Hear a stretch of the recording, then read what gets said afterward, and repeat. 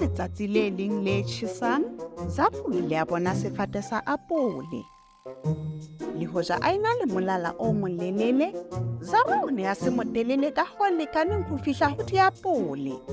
O ile a ikotlolla le ho ikotlolla, ka ho sa tsotelle hore o lekile ka thata ha kae, apole ile a sala e le hole hore a e fihlelle. A utlwile bohloko, Zara o ile a dula tlasa sefate. Ke moo mazwi dirinyane la tao le ileng la hlaha le tswa ka morao ho sefate.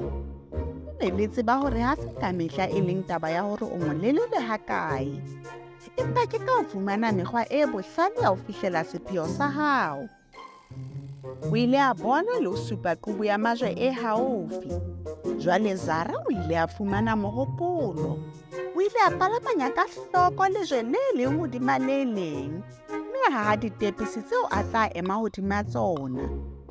Zara o ile a ema hodima majwe, mme ha se a otlollotse molala wa hae, qetellong o ile a kgona ho fihlela apole.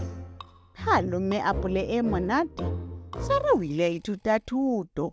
Ha se ka mehla e leng taba ya hore o molelele ha kae, empa ke ka ho fumana mekgwa e bohlale ya ho fihlela sepheo sa hao.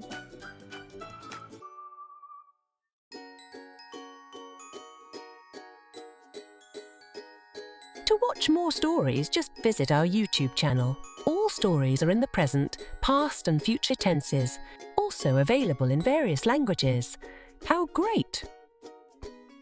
Also, members of the Abuti Academy get access to workbooks and much more. Visit our website to find out more about all the language learning materials that we have to offer.